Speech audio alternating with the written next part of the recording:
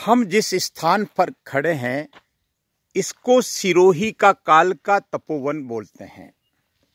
सिरोही का वो स्थान जहां पर्यावरण संरक्षण का सबसे बड़ा प्रोजेक्ट शुरू हुआ था 2011 5 जून को। ये सिरोही का काल का तपोवन है।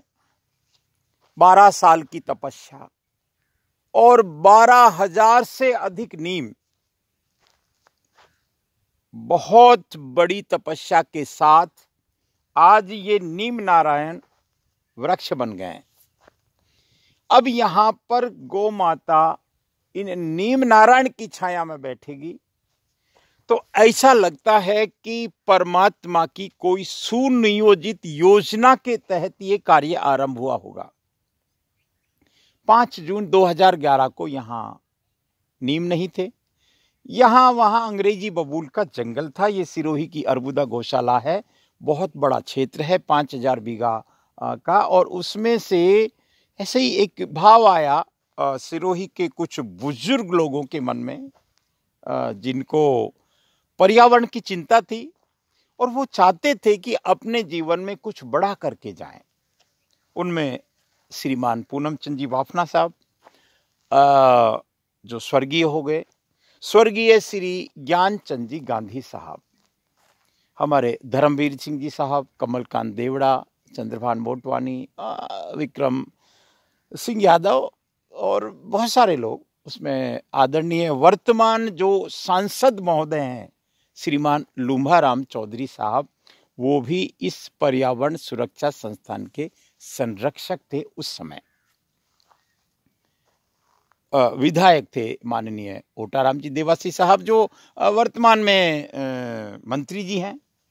तो ये प्रोजेक्ट शुरू हुआ था 5 जून 2011 को श्रीमान जिला कलेक्टर महोदय श्री राम मीणा साहब के अगुवाई में। कोई बस चल पड़े उस रास्ते पर, जिस रास्ते का ज़्यादा अनुभव तो नहीं था, लेकिन जुनून बहुत था, लेकिन जोश था, हिम्मत थी और एक ऐसा भाव था कि इस काम को करेंगे। कहाँ से करेंगे, कैसे करेंगे, क्या अड़चनें आएंगी, कोई भान नहीं था। लेकिन हम आश्वस्त थे कि जिला प्रशासन की सहमति थी माननीय जिला कलेक्टर महोदय के द्वारा।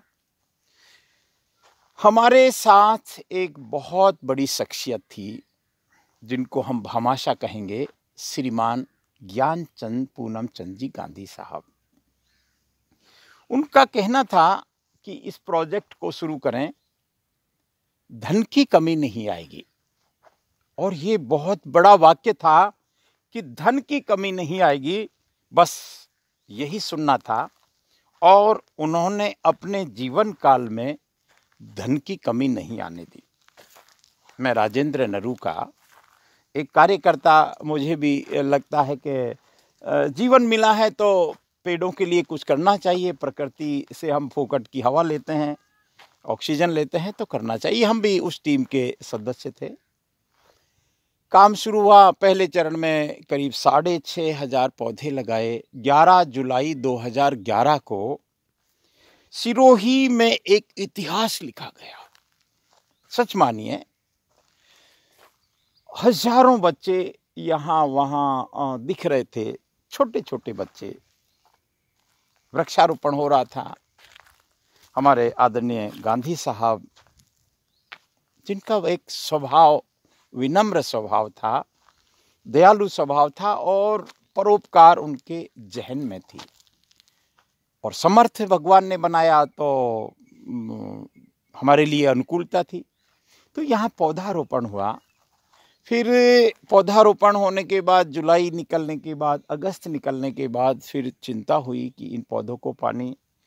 तो उस समय आदरणीय गांधी साहब, जो इस पूरे प्रोजेक्ट के, हम उनको एकमात्र भामाशाह कह सकते हैं, क्योंकि बहुत बड़ा खर्चा था।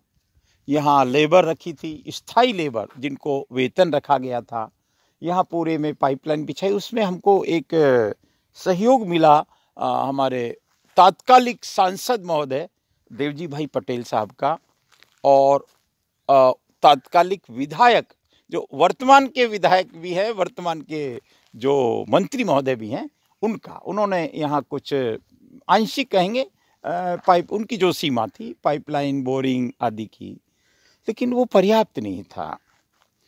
तो हमारे गांधी जी का वाक्य था, धन की कमी नहीं आएगी। हमारे अंदर भी जोश था, जब ऊपर किसी का हाथ हो तो हिम्मत आ जाती है, और हम उस हिम्मत के बलबूते पे यहाँ टैंकरों से पानी पिलाते। और सच मानिए, ये हजारों की संख्या में जो वृक्ष दिखाई दे रहे हैं, आसान नहीं था। उस समय जब आरंभ हुआ था ये मिशन, तब हमको भी नहीं मालूम था कि इसमें कितने संकट आएंगे। यहाँ पशु आते थे, जंगली जानवर आते थे, रोजड़े आते थे, कभी कभी आलोचना भी होती थी कि भाई ये पेड़ लगा रहे हैं, कहीं जमीन हड़पने का नाटक तो नहीं है। तो ऐसा कुछ सामने है। अब 12 साल की तपस्या के बाद 100 पेड़, अब इन पेड़ों के सहित हमने सरकार को कहा कि लो संभालिए, आपका ही है, आपका ही था, आपका ही रहेगा, क्योंकि ये तो एक स्वैच्छिक सेवा के लिए लोग आए थे। लेकिन एक मोड़ आया इस कहानी पर। हमारे आदरणीय भामाशाह श्रीमान ज्ञानचंद जी गांधी का अचानक अप्रैल के महीने में स्वर्गलोक सिधार जाते हैं। चिंता होती है, बहुत स्वाभाविक थी, क्योंकि एकमात्र भामाशाह हम मानते हैं उनको। छोटा मोटा सहयोग तो कई लोगों का था, हजारों में, लेकिन लाखों का सहयोग कौन दे। तो उनके छोटे सुपुत्र आदरणीय पंकज जी गांधी साहब, जो बड़े व्यापारी हैं, बड़े कारोबारी हैं, बड़े प्रकृति प्रेमी भी हैं, और बड़े प्लानिंग वाले हैं, बड़े सिस्टम से चलने वाले हैं। उन्होंने इसमें फिर अपडेट किया सिस्टम। उन्होंने देखा, अवलोकन किया, अपने हाथों से कुछ पौधे लगाए, और देखते उन्होंने कहा कि अब हम नए 2-3 चरणों में और पौधे लगाए, बड़ी साइज के पौधे लगाए। बीच बीच में अंग्रेजी बबूलों को साफ करता गया, लाखों रुपया खर्चा किया, कई बोरिंग करवाए, और ये चलता रहा मिशन। साल, 2 साल, 3 साल, 4 साल, 5 साल। कहने की बात ये है सज्जनों, कि जब निस्वार्थ भाव से कोई जुड़ता है तो मिशन कामयाब होता है। और हमारे आदरणीय पंकज जी गांधी साहब, उनके पिताश्री आज इस स्वर्ग में हैं। वो देख रहे होंगे इस काल का तपोवन, क्योंकि उनका बड़ा प्रेम था। हम आते थे, गर्मियों का मई जून का महीना था, कोई पेड़ की छाया नहीं थी, तो एक अर्जिया था, अर्जिया, उसके नीचे आदरणीय गांधी जी, वो गांधी जी ज्ञानचंद जी गांधी साहब, जो भगवान की कृपा के पात्र हैं थे, वो उस पेड़ की छाया में बैठ के नाश्ता करवाते थे, खुद तो नहीं करते थे। तो ये कहानी है काल का तपोवन की। आज वो स्वर्ग में हैं, हमारे पूनम चंद जी बापना साहब स्वर्ग में हैं, हमारे और कई साथी थे जो, क्योंकि बुजुर्ग थे, बुजुर्गों की टीम थी, तो आयु जैसे पूरी होती है सबको जाना है, हमको भी जाना है एक दिन। ये कहानी एक प्रेरक कहानी है। ये कहानी से हम प्रेरणा ले सकते हैं। अगर राज, समाज और भामाशाह, समाज का कॉपरेशन होना ही चाहिए। समाज अगर सहयोग करता है तो कार्य स्पीड से होता है। तो यहाँ तीनों का त्रिवेणी संगम था। जो राज, समाज और भामाशाह प्राकृतिक संरक्षण के मूल आधार हैं।